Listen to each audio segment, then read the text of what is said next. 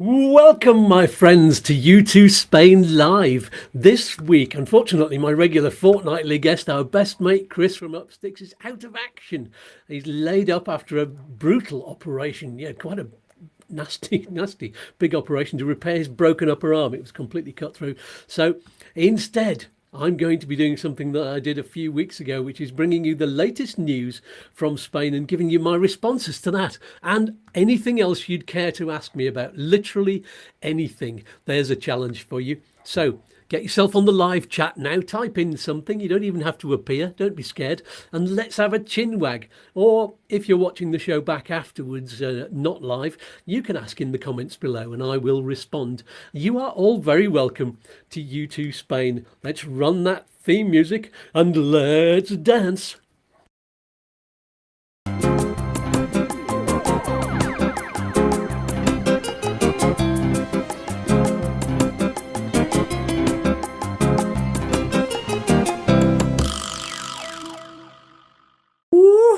That's groovy. So let's see what groovy people are already with us on the live chat. Sometimes it takes a little bit of time for people to arrive. Remember, I can't see you if you don't type a message in. So do that now so I can see who's with us. Let's have a look. So we have Andy F. Good morning and hello, hola todos. F of Freddy and Peas and Fluff and BG's Staying Alive. Gloria going, I will survive.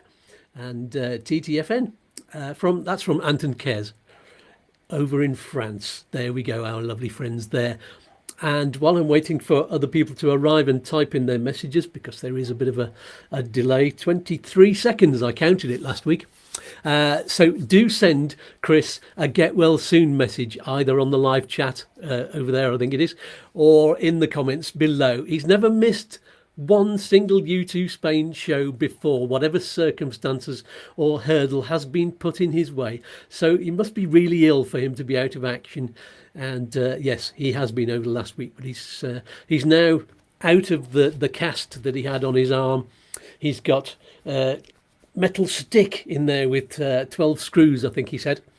And so he's just got the arm in a sling now, and he's starting to recover. When I spoke to him yesterday, he was feeling a little bit less groggy and a little bit less pain, and I think he'd managed to get a bit of sleep as well. He wasn't sleeping at all to start with. So get well soon, mate, and hopefully we'll see you in a couple of weeks when the pain has eased off a little more. That show for everybody out there is going to be a recorded one anyway, because I'm busy that day. I'll tell you all about that afterwards. That's the 2nd of November, I think. Anyway, hope you're getting some sleep, Chris, and we'll carry on with the news, and I'll talk to everybody on the live chat as we go through. There's some important sporting news which I have to tell you, but I'm going to leave all the sporting stuff till the second half of the show. But first of all, we've got this one, which is a lovely article, and I've got something to learn from this, because there's something about Madrid that I did not know. And actually, I'm going to switch that over to the other side of the screen. There we go. And it's this article here. These articles, by the way, are, as you can see, I've been looking at Spain in English, which I have no affiliation to. It just happened to have really good news. So here's the first news item. As you can see, there's a picture of the usual celebration that happens in Madrid, apparently, this time of year, where they herd the sheep through the centre of the city, which I never knew about. So I'm learning this morning. And there's also, the headline says, Madrid cancels city centre sheep herding tradition to avoid blue tongue spread. Now, I don't know anything about blue tongue either. Now, I don't think you can read some of the small print there, especially if you're on your phones. So I'll read the article for you. Here we go. The regional government in Madrid has cancelled the traditional annual herding of flocks of sheep through the centre of the Spanish capital, which was scheduled for Sunday, that's tomorrow, as a preventative measure against the new variant of the blue tongue disease. I've never heard of blue tongue. I've heard of Bluebeard the pirate, but I think he's a completely different thing. Blue tongue is a non-contagious, that's good news, insect transmitted, viral disease, so it can be transmitted, but it's not contagious, not to humans. I think that means it's a viral disease of domestic and wild ruminants. Nice. And can be deadly for animals such as sheep, cattle and goats. It is not known to affect humans, so don't panic. The disease is present in different areas of Spain and with different variants. This new variant, BTV3, has been circulating in the Netherlands, northern Belgium and western Germany since last year, and has recently appeared in southwest Spain, Agriculture Ministry data shows. Although no cases of the new variant have been spotted in the Madrid region, authorities cancelled the traditional event as a precaution. That's very sensible. Once a year, sheep take to the streets of Madrid as part of the annual Fiesta de la Transhumancia. There we go. Yes, event, recognising the traditional routes used to herd livestock. The 8th century tradition disappeared in the 19th century, but was revived 3 decades ago, delighting locals and tourists alike. Shepherds are allowed to herd their livestock towards southerly pastures for the winter through some of the busiest areas of the city, such as the central Puerta del Sol Square, Door of the Sun. Several countries, including France and the Netherlands, have implemented vaccination campaigns against the new variants. Well, there you go. It's an interesting story. What have we got to say about that? Robbo says, morning, Skatz. You're looking very, very healthy. And we go, yeah, I'm feeling pretty healthy today. Thank you for asking, Robbo. And that's all for that news item. I think, yeah, it's a very sensible thing for the local government to do. Not much else to say about it, except it must be quite an event to watch. I hope that's all sorted out by next year, and then they can bring it back again. For the tourists' sake and for the farmers' sake, I'm sure that that brings in money into the economy. I mean, Madrid is quite a busy place anyway, so I don't know how that affects tourism, but it's Madrid. Apparently is just full of things for tourists to do. So there we go.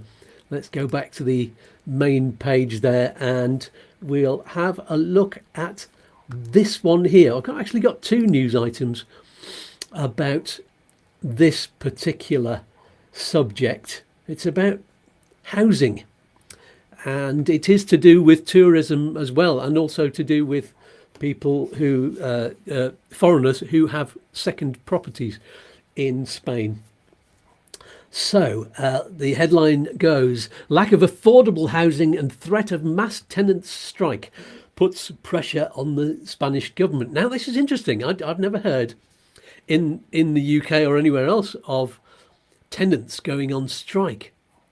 And that's probably because I don't think there's any kind of union of tenants, which, as you'll see from this article, there is in Spain. So let's see what it says, shall we, and see what you've got to say. Good morning, Mike Ripper and Edison. Housing.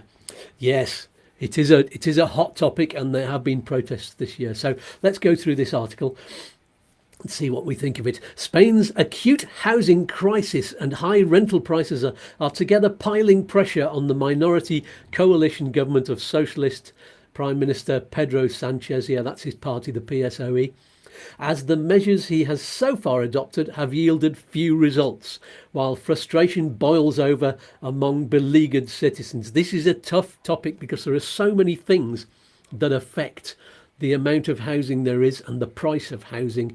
A lot of it is to do with supply and demand, which is kind of to do with the numbers of tourists coming in. And the next news item is all about the amount of tourist housing and hotels in Spain. We'll come to that in a second.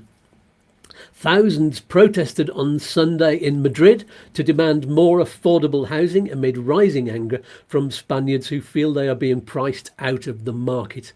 Yes, indeed. Under the slogan, La vivienda es un derecho, no un negocio, which is housing is a right, not a business, residents marched in the Spanish capital to demand lower housing rental prices and better living conditions.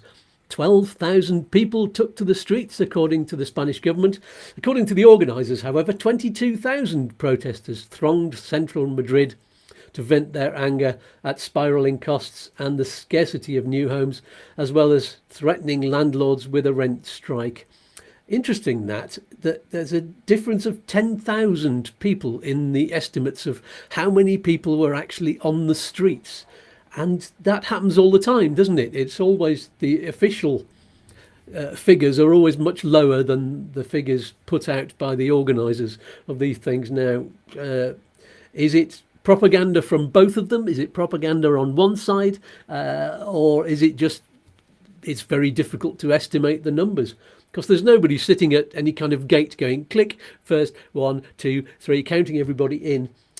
So it's impossible to tell exactly how many people are there. These are estimates. I don't know if they do it. You can do it with AI these days, can't you? You can grab certain numbers of people, they count the heads, and then that estimates the total number of people that are there. I don't know. I don't know how they do it. Do any of you know how they estimate the numbers of people that gather for events like this? Don't ask Donald Trump's advisors, because they would completely overestimate everything, allegedly. So let's move. Other cities, including Barcelona and Valencia, are facing similar threats of a tenants' strike. There was a lot of news about Valencia recently changing its rules about tourism licenses, tourist housing licenses. So you can talk about that if any of you want to. This is a quotation from the Madrid Tenants Union. There we go, I mentioned them.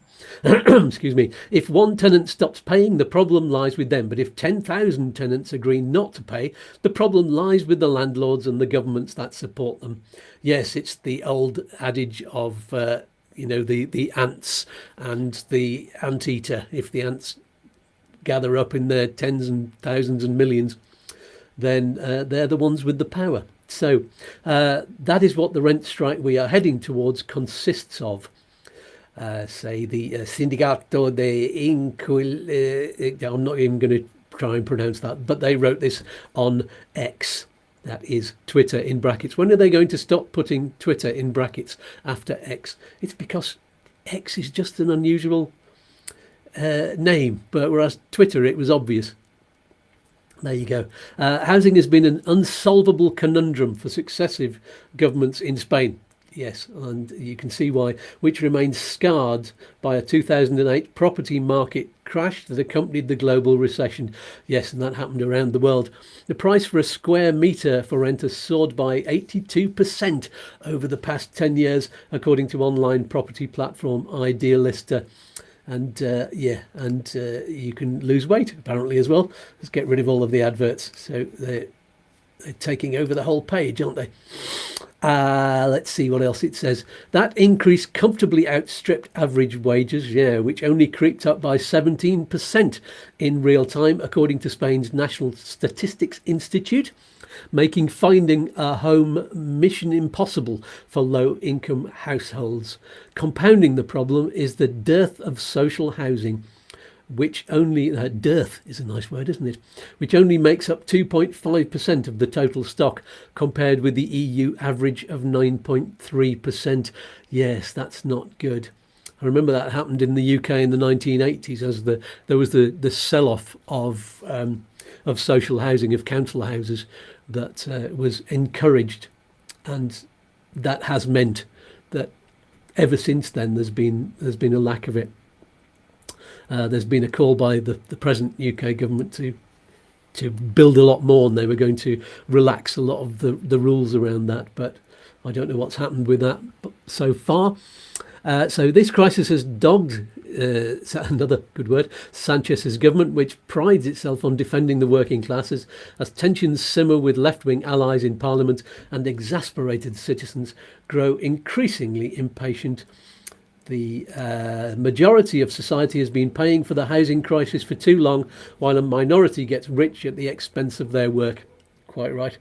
Trade union CCOO said, double double O it is, yes, said access to housing had become a fantasy for large parts of society and urged the state to enshrine the right to a decent and suitable home in the Constitution.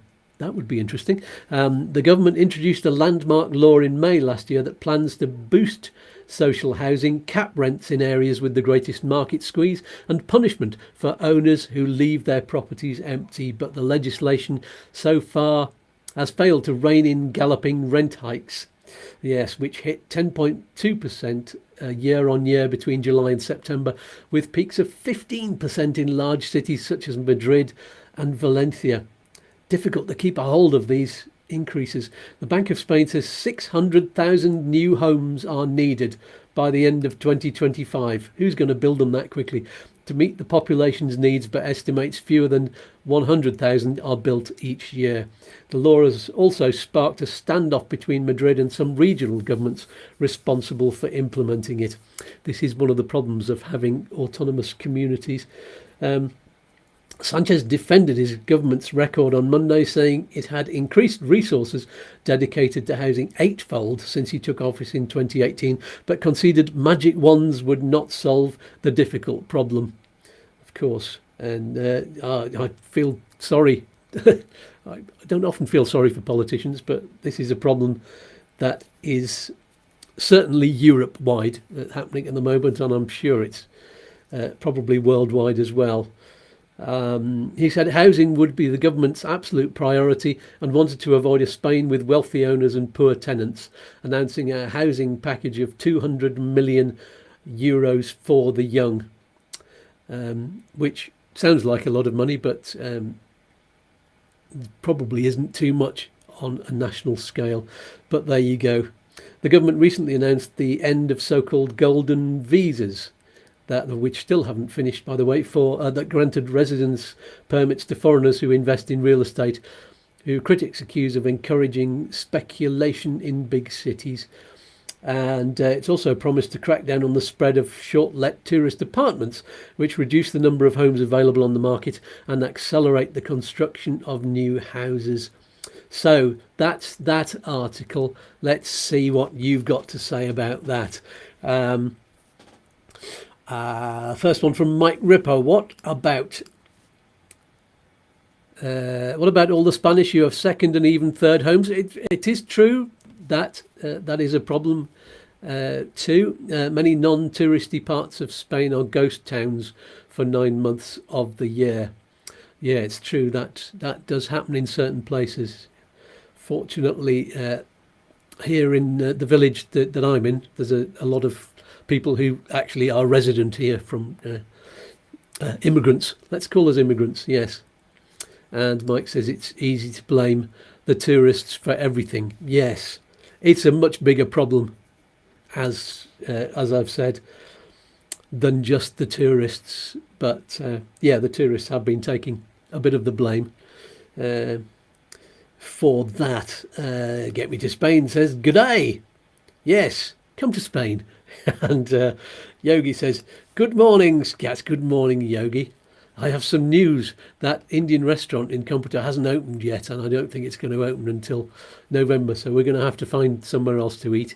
Or if we want Indian food, then it'll have to be down on the coast. But we'll sort that out.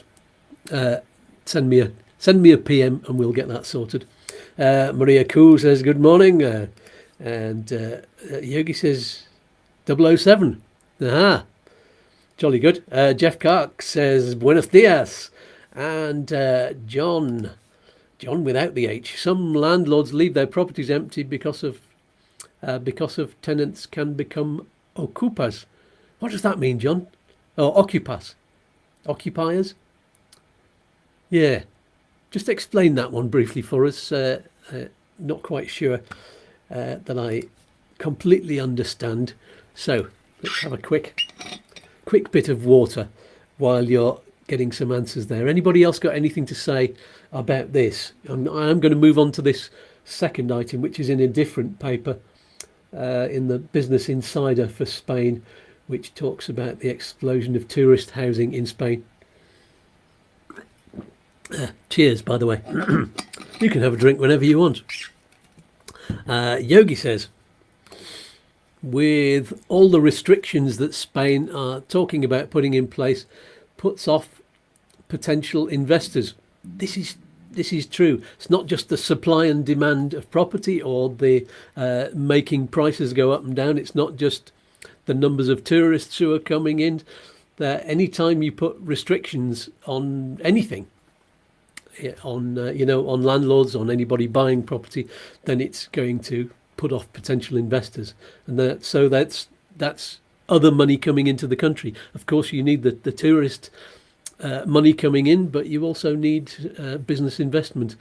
If employment is an issue within Spain, then these restrictions aren't going to help. Yeah, so you do one thing on one side of the equation, and the other side of the equation drops off. So that is a problem. John says, ocupas are squatters. I think you mean squatters. There's a double T there. Sorry if I'm criticising your spelling. I don't know if English is your first language. Yes, squatting is another problem altogether. But yes, it does. Apparently, according to John, affects the what landlords do. They leave their properties empty to stop tenants becoming squatters. Yeah, interesting. And thanks, Yogi, for the lovely donation there. 9.99 British pounds. I like that. 9.99. Good number. And let's see. Let's move on to this other article.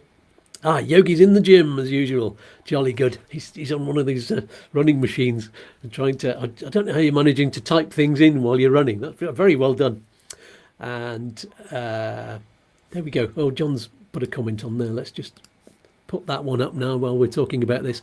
It's another kind of occupast. They don't enter your home and change the locks. They just stop paying the rent and wait to be evicted. Interesting. Yes, there must be so many problems that landlords face. I mean, one of the things that my wife and I were going to do was buy a property nearby and rent off to tenants, and whether it was holiday lets or long-term lets, we weren't sure, but we examined it, and in the end we couldn't afford to buy a house. So I'm quite happy about that because of everything I've read about it since. So many problems to get across, and if something breaks in the house, then you've got to spend a big lump sum of money to get it sorted out. That is what you have to do as a landlord. So yeah, let's move on to this other news item, which is very related, and it is, as I say, from the Business Insider. This is the Spanish version of that website.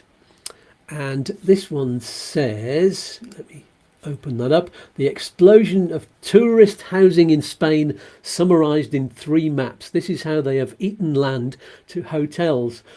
Now, it says the total number of existing places in tourist homes in the 25 main Spanish cities has grown by more than 50,000 places. That's a percentage increase of 16.6% compared to 2023. And it's gone up to 388,453.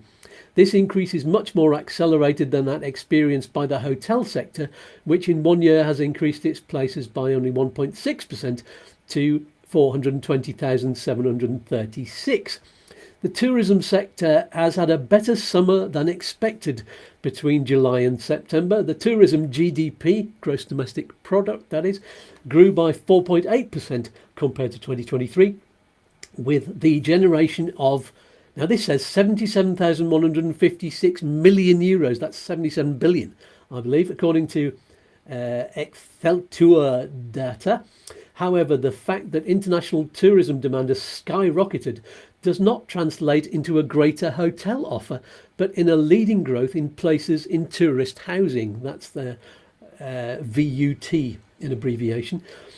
The figures handled by the tourist lobby, after making estimates based on data provided by AirDNA and the National Statistics Institute, reflect that this type of accommodation has taken off in recent years to almost match the hotel offer in the 25 main Spanish cities, something unthinkable just a decade ago. Taking account the data for the month of August, hotel beds have increased in the year by 1.6%. I've already given that figure to 420,000. Those of tourist housing, for their part, have done so by 16.6%, and after adding 55,000 places in 12 months, they've accumulated a total of 388,000 and a bit. Of course, the places in tourist housing have not yet reached the maximum. This is interesting because they had a maximum in 2018 of 442,000 places, more than that, when some of the most affected cities began their regulation processes. The Tourism Perspectives report of the employers highlights the explosive increase in the number of places in VUT, tourism housing, which they point out during the summer has marked the tourist and social reality of many Spanish destinations. So this is how the hotel and tourism housing offer evolves in the main Spanish destinations. So we're moving on to the maps now. While some destinations have managed to order and control the growth of VUTs, registering falls or moderate growth compared to a year ago. This is the case of Palma de Mallorca, who have reduced by 8.9%, Ibiza by 8.3%, San Sebastian by 5.4%, or Pamplona by minus 15%. The vast majority of destinations reflect the opposite, with prominent increases in Valladolid at up at 31%, Zaragoza up at 36.9%, or Murcia up at 28.1%. So here's the first map, and the red circles show the cities that have fewer places in tourist housing than a year ago, while the green ones have more than in 2023.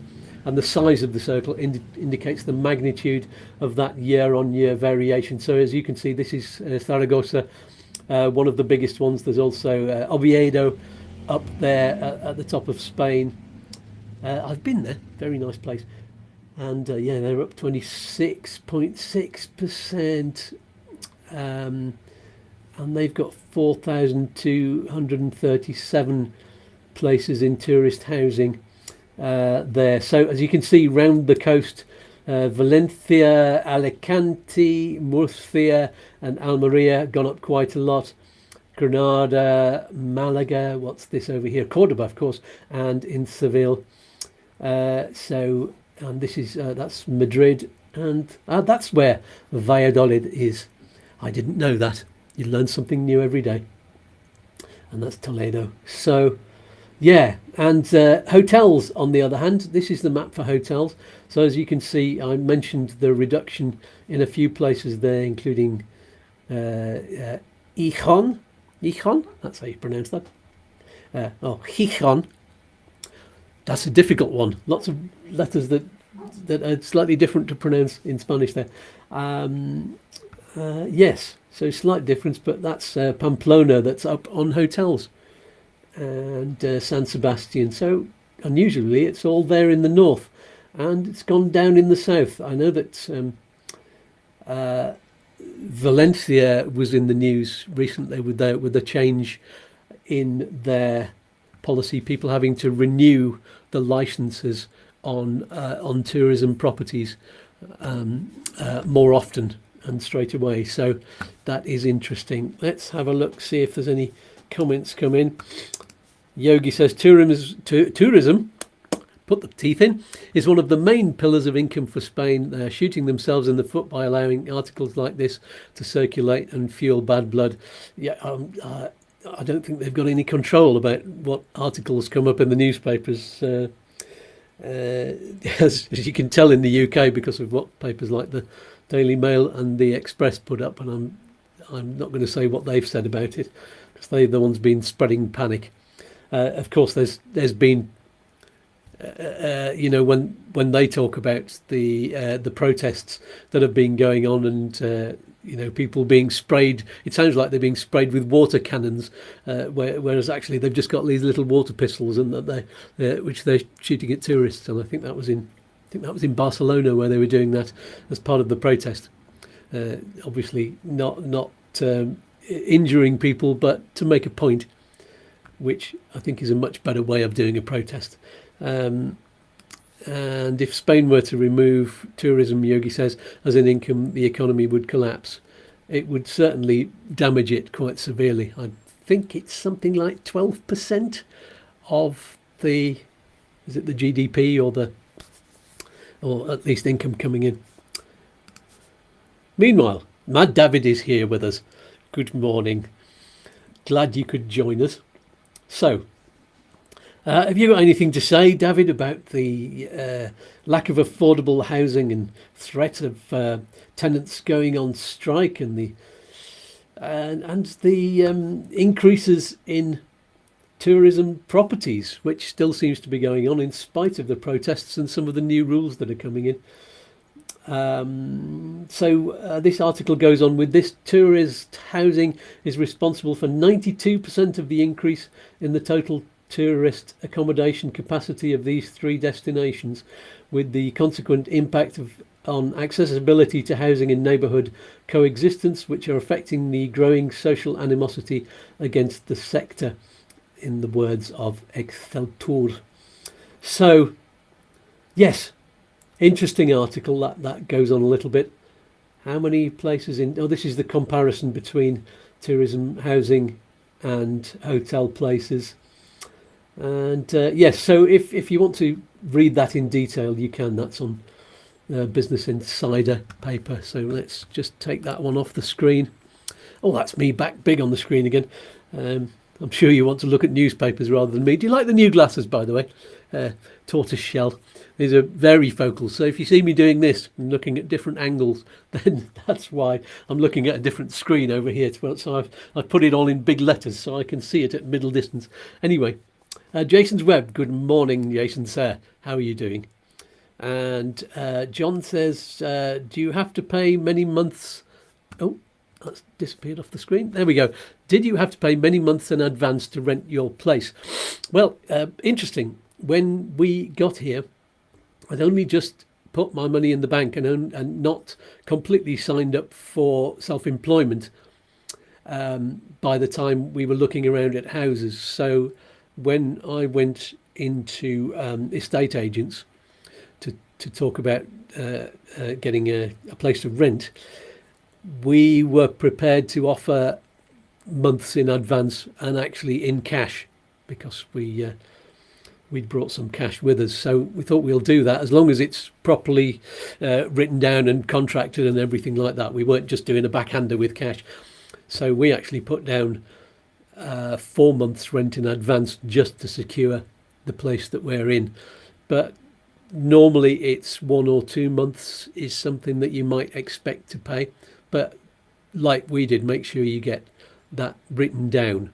And what's supposed to happen if you put down a deposit of a month, which is what they expect, and that's supposed to be for the landlord. You're not supposed to get money taken off you from the estate agent. That's the law, but they say they word it differently so that they can say that they want a fee for it as well. Sometimes they split the fee between the landlord and you to do that. Anyway, that's a different thing. Yeah, so anybody else can tell John how many months rent in advance you paid if you're already here in Spain? It does vary, I think, from area to area, and it varies with estate agents, and of course you can rent a place direct from landlord, and you might get a different deal there. But yeah, a bit of cash in hand helps. I'm not saying backhander, but you never know. I'm sure there's some people around who are still doing that to secure houses.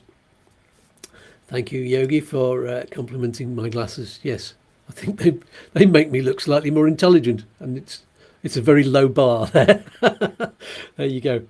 And Yogi says, yes, remember to like and subscribe to this channel. I tell you what, I'll put the caption, the rolling caption up.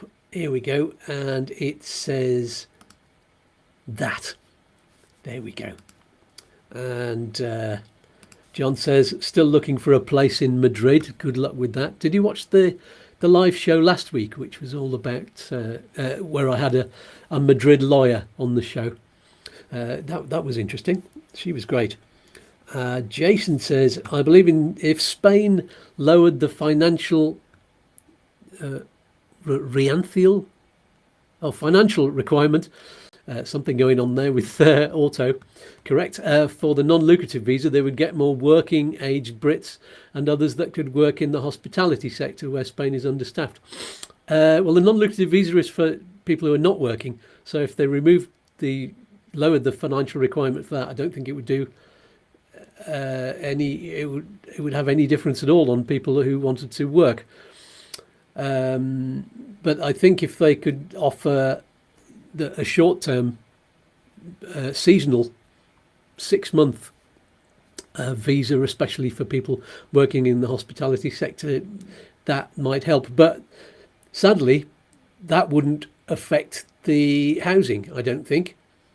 In fact, it would make it more difficult because people in the hospitality sector, Spanish people who work in the hospitality sector, are having trouble getting 6-month contracts. You know, if they're moving from a different part of Spain to go to Madrid, for example, and work in the hospitality sector, they've got nowhere to live because they can't afford it on the wages that you get in the hospitality sector. So that's a whole other set of circumstances, I think, that's going on there. Jason says the high requirement is why I can't move, but I am able to work for another 10 years or so. Is there any way you can get yourself a remote job in the UK and then wait for a few months and then apply for the digital nomad visa? Or you just have to have a business that you can take over there as self-employed? Or if you go over for a year, if you can afford to go on the non-lucrative visa for a year and then find a job in that time or set up a self-employed business, then you can switch. And then you have fewer restrictions on the sort of work that you can do under those circumstances, because you don't have to apply for a job that has already been rejected by everybody else in the country who are EU citizens or EU residents.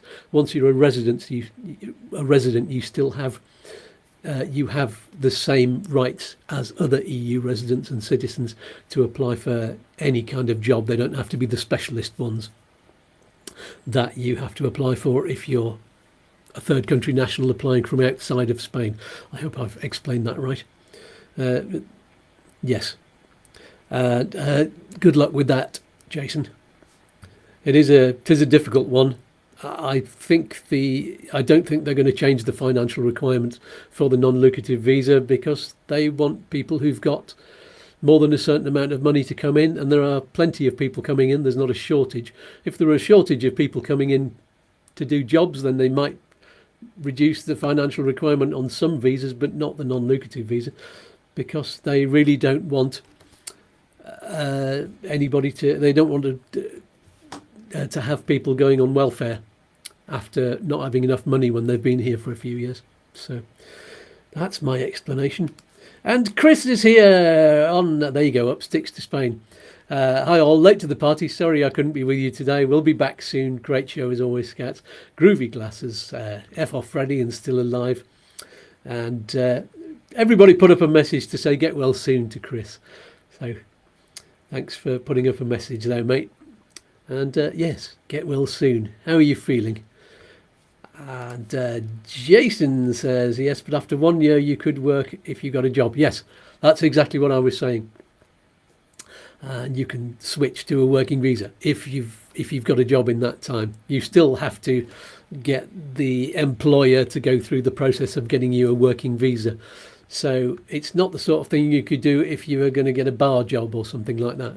It has to be you have to be earning a certain amount. But there you go. And David says it's not the tourists that are really the problem. Well, they're part of the problem, because there are a lot of factors. It is the companies buying up vast amount of properties and then renting them out on Airbnb. true, they're making it difficult too. Overpriced rental and no long-term rental. Yeah, that is tricky. Let's remove that caption and put another one up. There you go. Support YouTooSpain by using the QR code in the corner. And there we go. Back to the chat. Jason says, agreed, but it's a big risk to sell my UK house, live for 1 year not working, then hope I get a job. Absolutely, yes, it is. It's a huge risk. But that's the sort of risk you take for moving over here and getting a job. That is a tricky one, I'm afraid, and I do feel for you. I mean, it wasn't even easy for me coming over here as an EU citizen and setting up a self-employed, starting up a business almost from scratch. I was already doing this, but there was no earnings coming in to start with for this, and it took me 2 years to start getting some good gigs and getting that up and running. And then, of course, I got cancer and I couldn't do it anymore. So there you go. That's a good reason for you to do the GoFundMe. And John says, as you paid 4 months in advance, are you still paying 4 months every 4 months? No, that was just for the first 4 months. And then we started paying a month in advance. So, yeah. And Yogi says, get well soon, Chris. Excellent. And Jason said they need to invent a working expat visa for UK people. I don't think they're just going to invent something for UK people. It's not because Spain hates the Brits because of Brexit, because I think that's a silly thing to say. But yeah, I just can't see them doing something independently like that for UK people. There doesn't seem to be the political will. And Anke says, hi Chris, que te mejores pronto, get better soon. And Jason said, I'm waiting until 60, selling house, then moving on non-lucrative visa, so at least I can access pensions lump sums. Yeah, good plan. Make sure you get your pension lump sum before moving, and not in the same year, not in the second half of the year, because you could get taxed on that. Or is it not in the same year that you move? Something like that. Yeah, so check with financial advisors about that. We've talked about that on previous shows. So should we move on to the last news item for this half of the show? I've already done nearly 45 minutes. Goodness gracious me. Let me just get the news item up in front of me. And it was going to be... oh yes, that one. Let's pop it on the screen. It's like having a flight deck in front of me.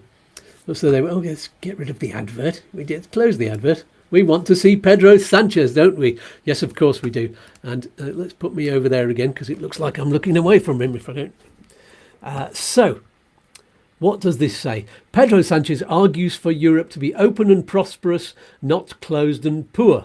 Well, that sounds like common sense to me. Let's just remove that caption there so you're not distracted, and it makes that article a bit bigger so you can read along. So, Prime Minister Pedro Sanchez argued for Europe to remain open and prosperous instead of closed and poor in a European Council summit in which some countries, and in particular Italy, are seeking to tighten the bloc's stance on irregular migration. Also, it's about migration, immigration. And Italy's hard-right Prime Minister, Giorgia Meloni, I think that's how she pronounces it, is at the forefront of efforts to reduce irregular migration to the European Union, building a consensus on the issue with 10 like-minded countries, including Denmark, the Netherlands, Hungary and Greece. That divisions remain among the bloc's 27 countries, in particular on the controversial idea of creating return centres outside the EU. Sanchez said in a news conference after the summit in Brussels that he had argued against Italy's model of opening migrant processing centres in third countries, saying it created more problems. Yeah, this has been going on in the UK as well, of course. He called instead for a more coherent and humanitarian approach. to what he described as a positive phenomenon to support the pensions of shrinking European populations. Interesting. Europe must work more closely with migration origin countries. Yes, including the European Border Agency working outside European borders to police it, to ensure migration is orderly, secure and equalised, said Sanchez. It's all right talking about it, but not many governments seem to be finding it very easy at all, do they? In the past, he says, millions of Europeans left everything behind to escape poverty. Today, the demographic challenge we face depends on migration. What is at stake is what Europe we want to be, a prosperous and open Europe or a poor and closed Europe. We need to address the migration phenomenon with future generations in mind, not the next elections. True. And let's see. What I'm going to do then, because we've already done 45 minutes of the show, I'm going to leave that one there and have a look at comments and see if any of you have got anything to say about that. And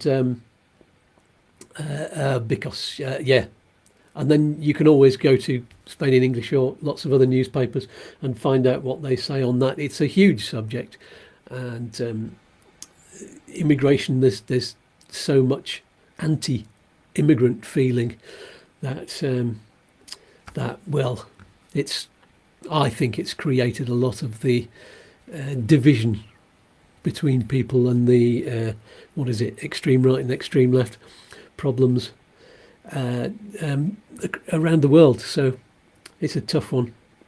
Let's see who's talking. And Jason said, exactly, I've watched your advice on this. Yeah, this is back to the non-lucrative visa and when to sell houses. Yes, but that's capital gains tax, isn't it? Of course. Absolutely. So let's just let's get Pedro off the screen for now. There we go. And so we'll come on to some more positive sporting news. Well, it's not particularly positive, but it's celebratory, I think, which I suppose is positive. We'll be looking at... no, I'm not going to spoil the surprise for you. I'll let you wait until after our usual halftime message, which is from all of the voices in my head, of all of the services available to you as a follower of YouTooSpain. And while you're watching that, take a moment to subscribe and click on the bell and do all of the likes and clicks and all of that. It's a win-win-win. I've not put that up all the time. It's a win-win-win with a cherry on top. There we go. So we'll see you all in a couple of minutes. And here we go. Are you getting the most out of YouTooSpain? Yes, no, I don't know. Did you know that apart from these Saturday morning live shows with expert guests, or expats with really exciting stories to tell, it's not the bloody Graham Norton show. There are videos every Wednesday evening, packed with all the information you need, so we can move to Spain and enjoy living here. Without paying tax? No, Colonel, that's illegal. Naughty boy. Bah! You can find out how to navigate the bureaucracy successfully. How do I find the videos, darling? Just subscribe to the YouTube channel. And click on the bell, you useless cunt. Colonel, there's also a gorgeous YouTooSpain website full of articles, links and everything you need. YouTooSpain.com. And if you want to say thank you to YouTooSpain for all of the valuable information, or if you've been entertained, you can support Skatz with a donation. He looks like he needs a support. The poor bugger can't even stand up. If he was a horse, I'd shoot him. Colonel! The Colonel's not a very nice man. It's all right. He's just a two-dimensional stereotype. Aren't we all, sweetie? I'm not. Brexit! And how do I support YouTooSpain? Use the QR code in the corner! Or you can find it in the SuperLink in the video description below. Where? In the video description, you bloody idiot. I've warned you, Colonel. I'll send you back to the nunnery. There! It's below the video title. Down there. It says read more. That's right. Just click or tap on that and lots more text appears. There's so much more down below.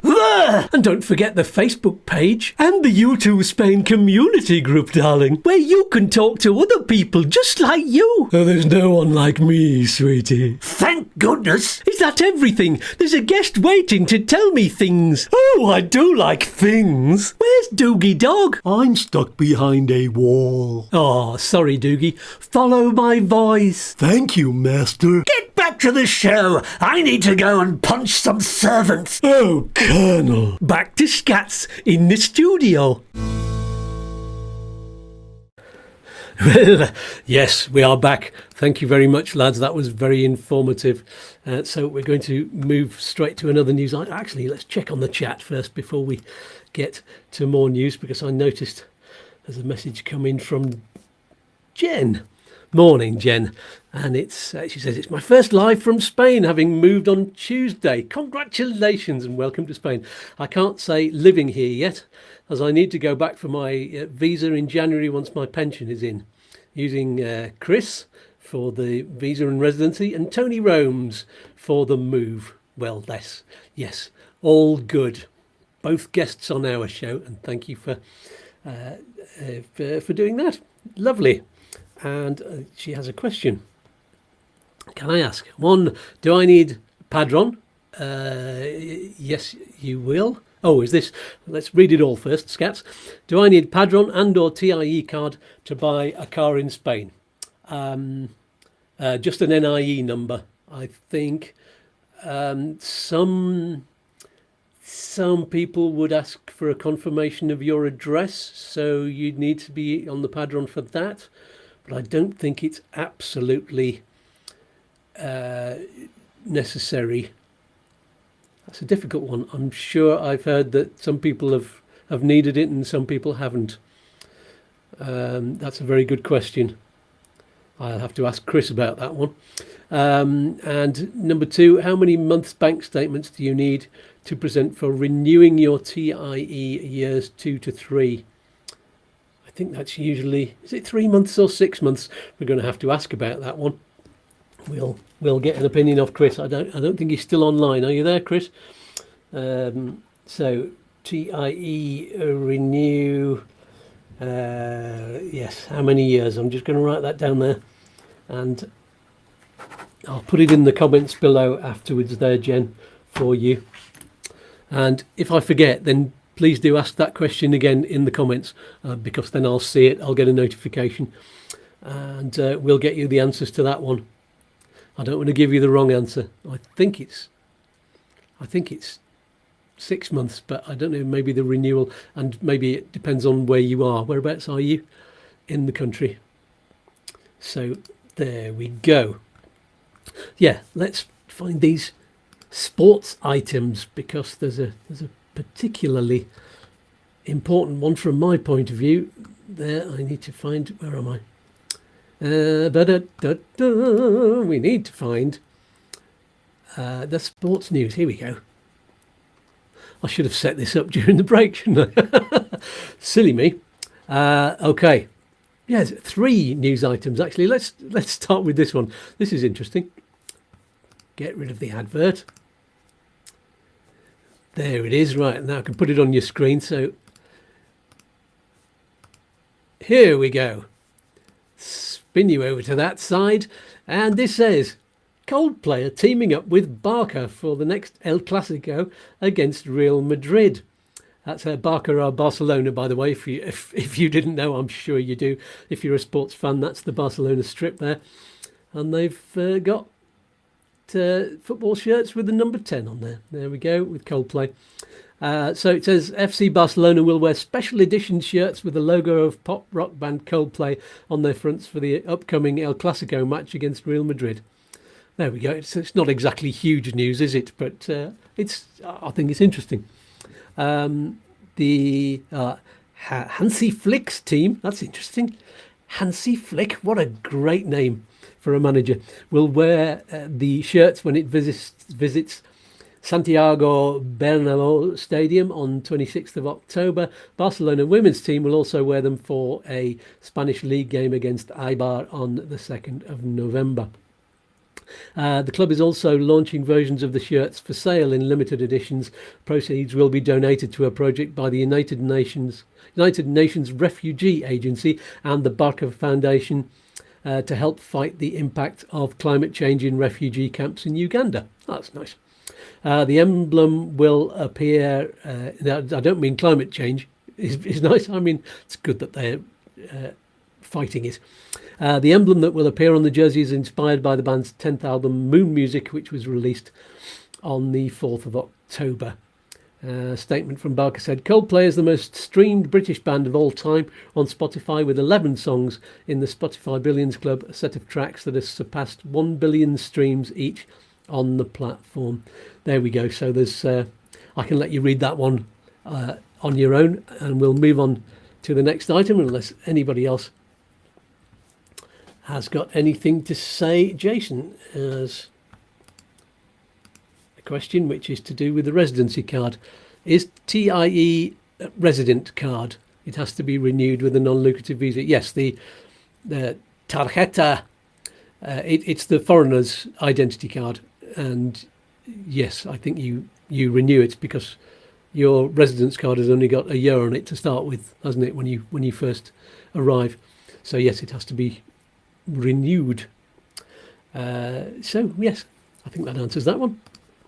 Let's go on to the next item. We'll go on to, I'm going to leave Rafael Nadal to the last. This is about Andres Iniesta, former Barca and Spain legend, retires from playing football, aged 40.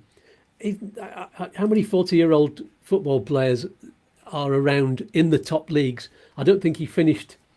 I don't know who he was playing for just before he retired. It may say in the article, mightn't it? Let's have a look. So, Andres, the former Barca midfielder who won 2 European Championships and the 2010 World Cup with an all-conquering Spain team, announced his retirement from football on Tuesday at the age of 40. Being on the pitch is over. I pronounced that in Spanish, didn't I? Over. It's a visibly emotional Iniesta told reporters at a news conference in Barcelona. I can't stay away from football. It's my life and will continue to be my life. Now I need to continue educating myself. I'm in the process of doing my coaching diploma, and that's the next step. There you go. Within years, he'll be the England manager. I'll try to come back and do a great job, but it won't be running after the ball, but from another place, he added. Iniesta came up through FC's Barcelona-famed La Masia Academy and made his first team debut in 2002, aged just 18, becoming a mainstay in the midfield before his departure 16 years later. He won 9 La Liga titles and the Champions League 4 times with Barcelona, but his greatest moment came in the 2010 World Cup final when he scored the winning goal against Netherlands in extra time. Oh, yes. And after leaving Barcelona in 2018, Iniesta spent 5 years with Japanese club Vissel Kobe, I think that's how you pronounce that, before playing one final season with Emirates of the United Arab Emirates. There you go. Oh, a full 41-minute video charting the extraordinary trajectory of the legendary midfielder at FC Barcelona can be viewed on the club's website, which I'm sure you can find. It's a big one. So, there we go. Does anybody remember Iniesta? Let's just get the next article up for you. We'll move straight on to Rafael Nadal. This is, to me, the big news. I'm a big tennis fan. And last year I went to the Davis Cup finals with Liz, which was wonderful. Rafael Nadal to retire from professional tennis after the Davis Cup finals. That's it's very sad news, really, but we'll be able to celebrate his whole career. He really is an amazing player, and arguably the best in the world ever. Argue about that. Some would say the second best. Some would say the third best. But he's certainly in the top 3. Here we go. So let's see what that says. Rafa has announced that he will retire from professional tennis after the Davis Cup finals in November, which are in Malaga, ending a career in which he won 22 Grand Slam titles and Olympic singles gold. I'm retiring from professional tennis. The reality is that it has been some difficult years, these last two especially, Nadal said in a video on social media. And there's a link on this news site to go to that, but I'm sure you can find that as well. It is obviously a difficult decision, one that's taken me some time to make, but in this life everything has a beginning and an end, he said. Yes, very philosophical. The 38-year-old Spaniard is set to end his 2 decades as a professional with 92 titles and prize money alone of some $135 million. Why are they doing that in dollars? His status long since secured as one of the greatest tennis players of all time. Nadal has been included alongside Carlos Alcaraz in the Spain team. It's a good doubles match, isn't it? In the Spain team as he bids to sign off with a 5th Davis Cup triumph in Malaga next month. That'll be interesting. I think it's the appropriate time to put an end to a career that has been long and much more successful than I could have ever imagined, said Nadal. Now I'm very excited that my last tournament will be the final of the Davis Cup and representing my country. That's if they get through to the very final. It's a tough one. Spain didn't get through to the final last year. It was Italy against Australia, and Australia had won, I think, the previous 3 years. So they were reigning champions, but Italy just kind of trounced them in 2 games out of 3. And that was wonderful. And what I have to say, actually, is interestingly, we bought tickets for the Davis Cup finals. The finals are about the last 3 rounds, I think. I think it's the quarterfinal, semi-final and final. They're all played together over a course of a week and a bit. I think it may be 8 days in Malaga. And between the last 16 teams, is it, I think? And they're, of course, national teams. And there's kind of a squad in each team. And there are 3 games and it's best 2 of 3. There's a singles, another singles, and then a doubles. And the competition is a men's competition. There is a women's competition with a different name. And it's the name of another tennis player. Is it Martina Navratilova? I can't remember. Anyway, so this is the...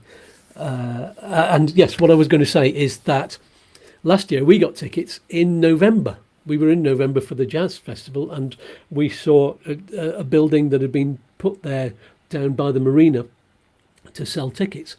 And we managed to get tickets for the final match between Italy and Australia, and that was only a week or 2 before the competition. But now we're still halfway through October, and we had a look on the website, and tickets are almost completely sold out. You can get tickets for some of the matches on day 1, but not for any of Spain's matches. They're completely sold out, and this is probably because of Rafael Nadal, because everybody wants to go and see him. But I don't know. It just seems that all of the tickets have just gone for this. And Chris has answered all of these questions. Brilliant. We'll talk a bit more. We'll go through the rest of that article in a moment, but let's see what Chris has to say about this. So you can buy a car in Spain without a padron, but you'll need to prove your address using either a long-term rental contract or a property purchase. There we go. Good. Additionally, you will need an NIE number. Yes. Good. Excuse me. There is a common misconception that non-residents cannot buy and own vehicles in Spain, but they certainly can. But yes, they do need an NIE number. And regarding bank statements, it depends on your financial situation and where your money is held at the time of renewal. There we go. It's an it depends We recommend presenting a full 12 months worth of statements if passive income is part of your proof of financial and economic stability. However, if you're only providing evidence of savings, then a current balance may suffice. Immigration authorities may still request to see the origin of the funds. There we go. Thanks for that wonderful set of answers, Chris. Let's move back to Rafael Nadal. Let's see, where was I? Yeah, let's remove the intermittent fasting. You can tell what I do with my life, can't you, by the adverts that keep coming up on here. Lose weight.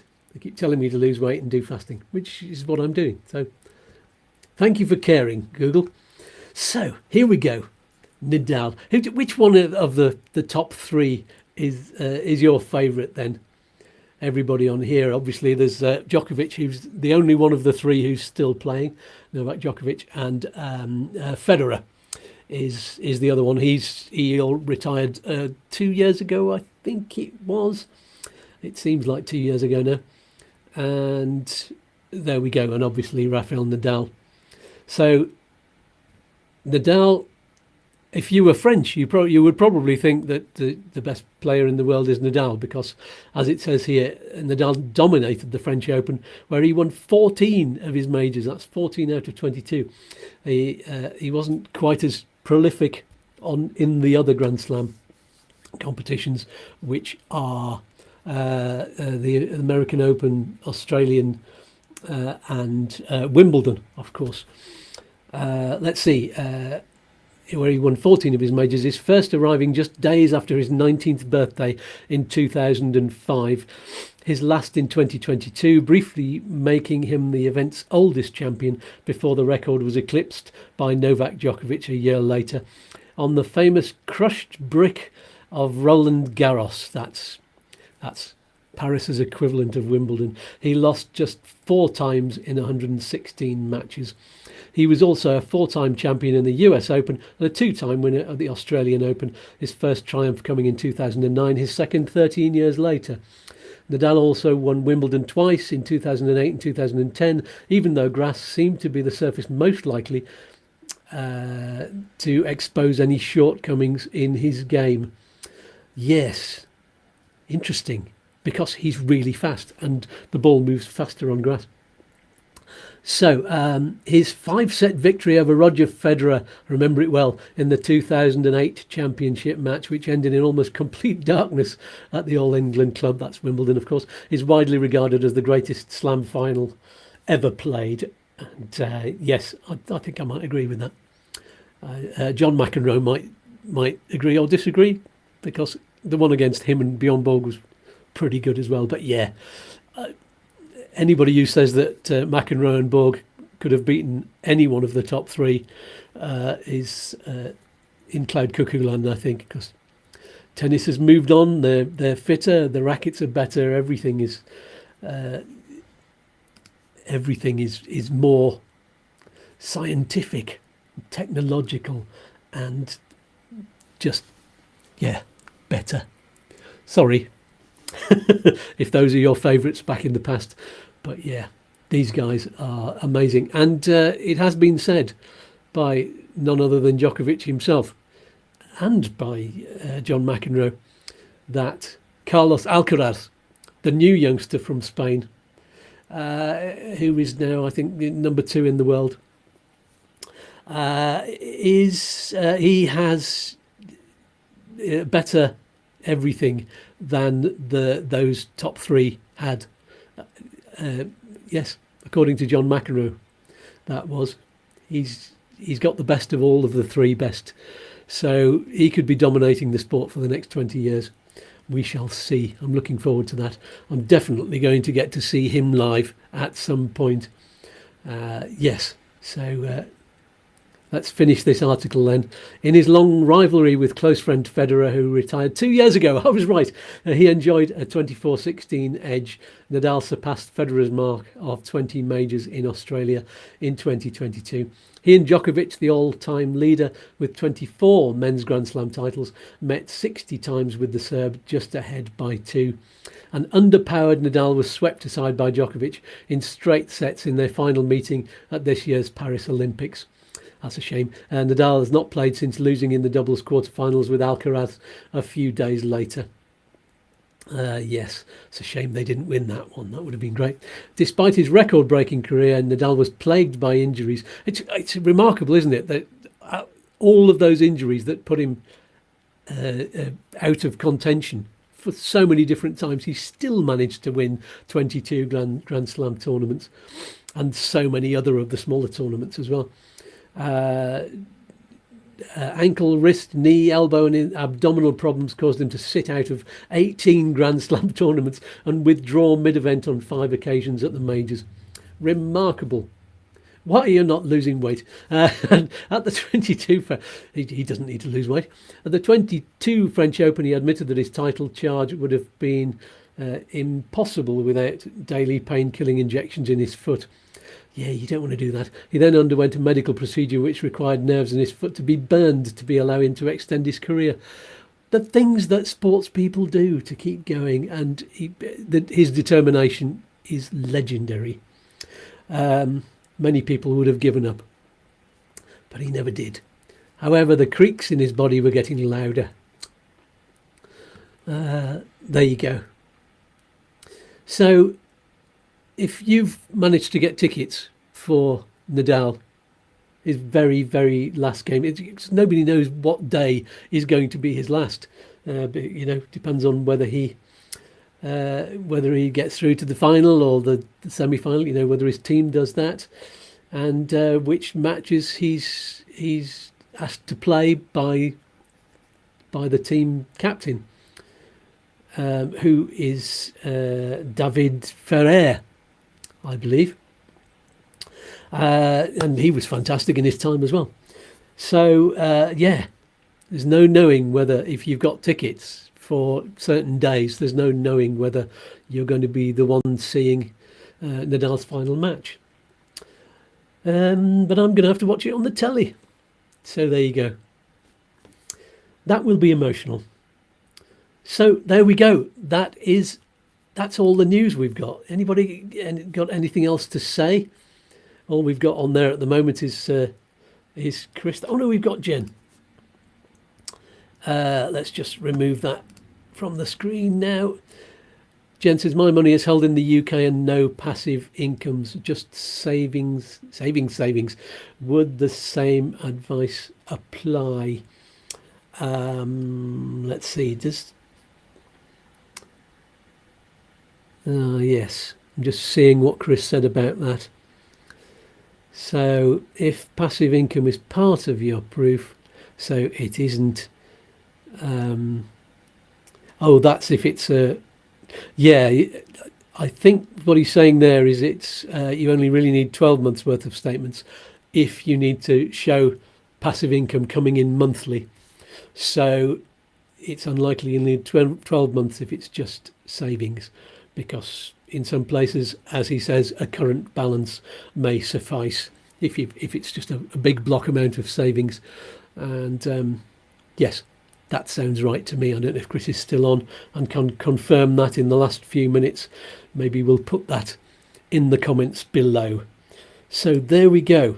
Any more comments that anybody else has before we finish for this week? I'm speaking very slowly now to give you a chance to speak to me, because we have, as I said, 23 second delay. And while I tell you what, I'll tell you who's on the show next week while we're waiting to see if there's any more comments. Who we have on the show next week, I'm very happy to say it's Fran. Francesco, our favourite lawyer who specialises in property. He'll be with us again. It's been far too long since we've had a chat, so you and I should both look forward to that with eagerness and excitement. You can ask questions in advance, of course, on Facebook if you want, or just wait and ask next Saturday on the live chat. But yes, do join us. It's always good to have Fran on the show. He's very lively and he knows an awful lot. I don't know exactly what subject we're going to be focusing on, but it will probably be about property. So I'm sure we could talk about the tourist housing boom and see what he has to say about that, about the news items we've had on today as well. That will be interesting. So no messages coming through yet on the chat. Thanks so much to all of you for joining me for this slightly unusual program, and get well soon to Chris. And thank you all for leaving comments and hitting the like button and supporting YouTooSpain with donations and memberships.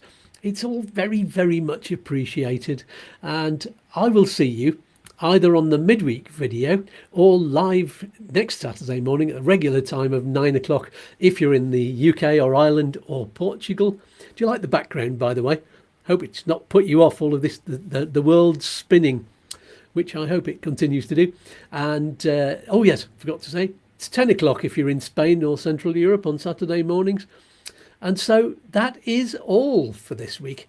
Somebody pass around the news cookies. And it's peace and love from me, peas and fluff as well. And here's one final message from all of the voices in my head here at YouTooSpain. Bye for now. Goodbye. Toodaloo. Peace and love. Peas and fluff. Oi, oi! Don't do anything I wouldn't do. One more cosmic dance? All right then. Look, Mum, I'm dancing. Oh, I'm all a quiver. Let's dance.